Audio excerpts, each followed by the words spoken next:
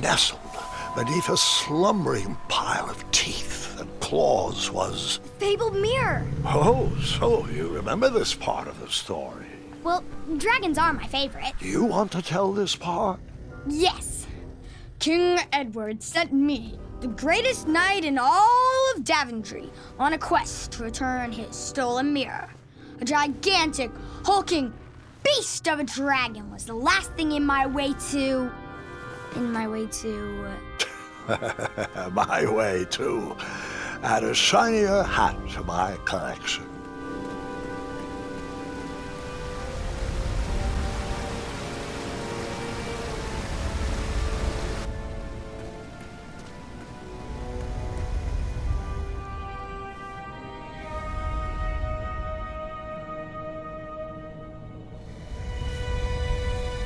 So, the missing handle was booby-trapped?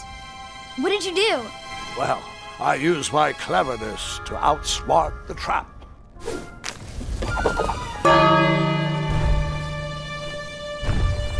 Then I used my cleverness to hide.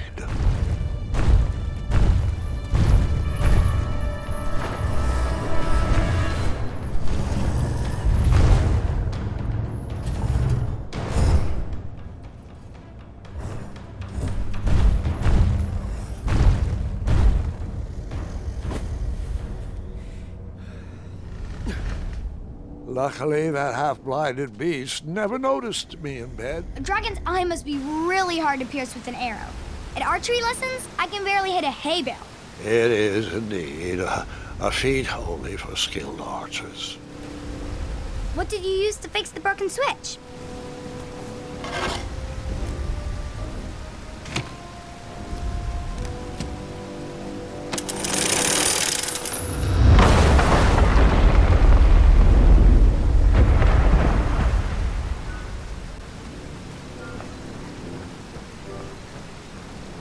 The dragon's chains were coiled around a gigantic switch mounted to the cave wall.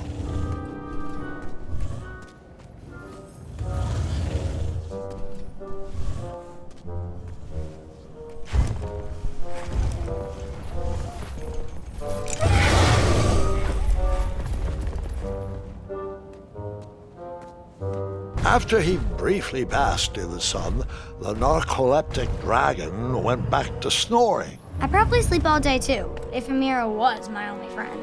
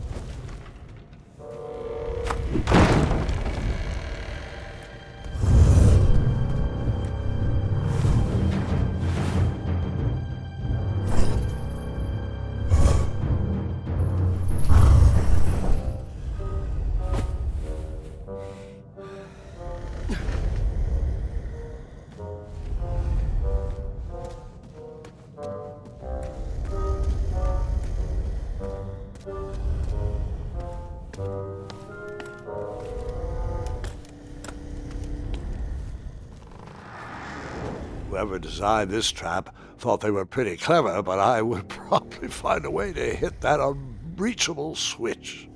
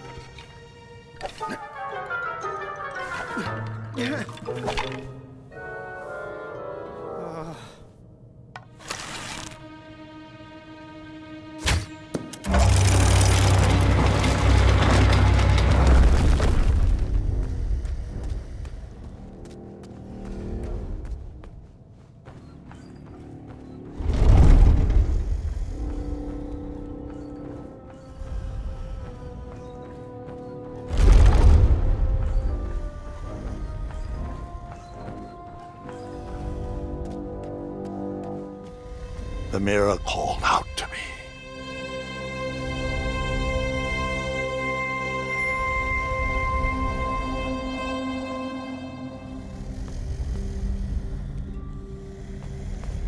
A ridiculous feeding contraption was cobbled together to keep the beast, and probably its owner, alive.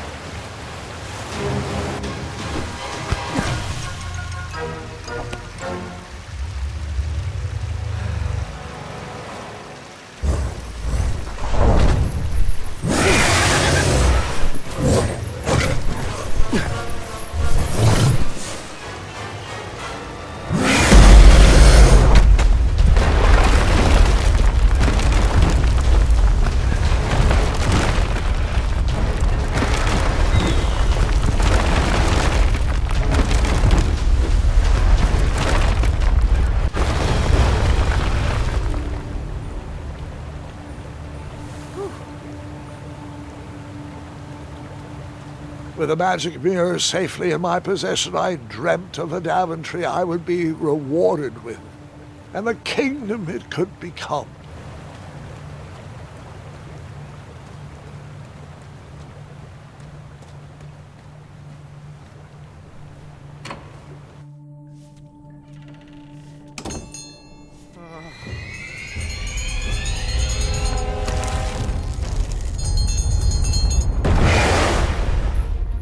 Split second, I had three choices in front of me. Any would clear my path to safety, and all would have rippling consequences.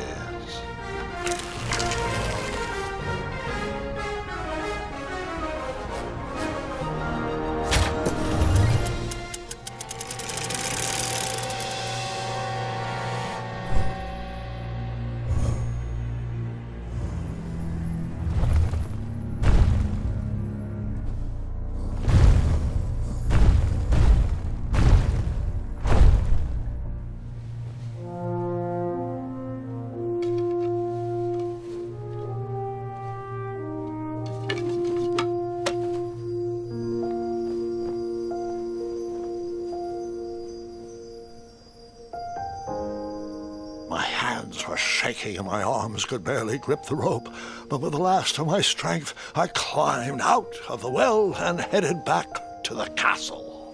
Ever since the magic mirror returned, its reflections have warned the kingdom of danger, kept our family safe, and it has exposed many troublesome crumbs tangled in my beard.